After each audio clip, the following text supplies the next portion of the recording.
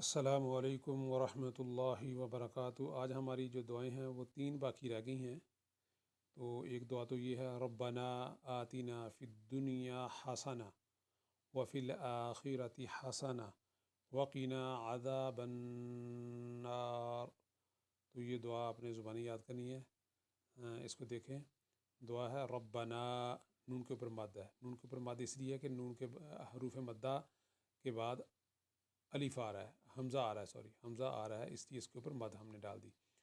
اور ربنا آتنا فی الدنیا حسنہ، دنیا میں، کیونکہ نون ساکن کے بعد یا آ رہا ہے، یہاں پہ یہ 3-4 حروف ہیں جن کے اوپر گناہ نہیں ہوتا۔ ایک دنیا، ایک کنوان، بنیان اور سنوان۔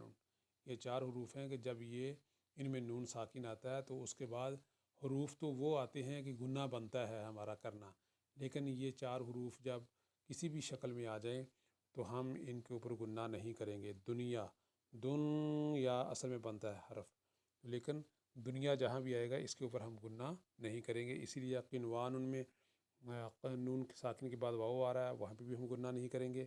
سنوان ان میں بھی نون ساکن کے بعد واو آ رہا ہے، اور بنیان ان میں بھی نون ساکن کے بعد یا آ رہا ہے۔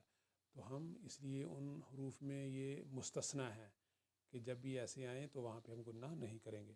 باقی حروف جتنے ہیں ان کے اوپر گناہ ہوگا۔ اور ربنا آتنا فی الدنیا حسنۃ وفی الآخرۃ حسنہ، یہ دیکھیے تنوین کے بعد واو آ گئے، اس لیے یہاں پہ حسنۃ وفی الآخرۃ حسنۃ وقنا عذاب النار۔ ٹھیک ہے، ایک تو یہ ہو گیا۔ دوسرا یہ دعائے قنوت ہے، اللہم انا نستعینک ونستغفرک ونؤمن بک ونتوکل علیک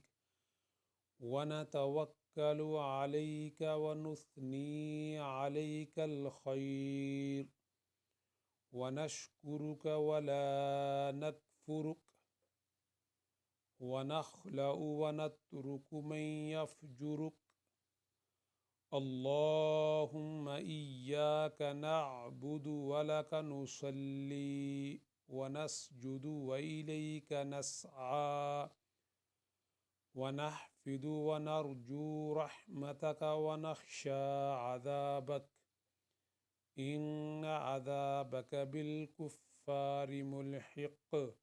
ٹھیک ہے، تو اور نیچے جو دعا ہے وہ ہے سلام، جب نماز میں اسلام پھیرتے ہیں تو وہ السلام علیکم ورحمۃ اللہ، اور دعا سلام پھیرنے کے بعد اللہم انت السلام ومنک السلام تبارکت یا ذا الجلال والاکرام۔ پھر دیکھیں دعا کو دوبارہ پڑھتے ہیں، اللہم انت السلام ومنک السلام تبارکت یا ذا الجلال والاکرام۔ ٹھیک ہے، تو یہ ہماری دعائیں ہیں، انشاءاللہ ان کو زبانی یاد کر لیں۔ انشاءاللہ ایگزام کے اندر وربل بھی ہوگا لیکن بہت آسان ہوگا، تو کوشش کریں یاد کرنے کی۔ اللہ تعالیٰ سے دعا کہ اللہ تعالیٰ ہمیں ان کو یاد کرنے کی توفیق عطا فرمائے۔ اور آخر میں یہ لکھا ہے تمت بالخیر فللہ الحمد۔ ٹھیک ہے، تمت بالخیر یعنی کہ خیریت کے ساتھ ہمارا جو سبق ہے وہ الحمدللہ ختم ہوا، پورا ہوا، فللہ الحمد، اور ہم اللہ تعالیٰ کی حمد کرتے ہیں۔ السلام علیکم ورحمۃ اللہ وبرکاتہ۔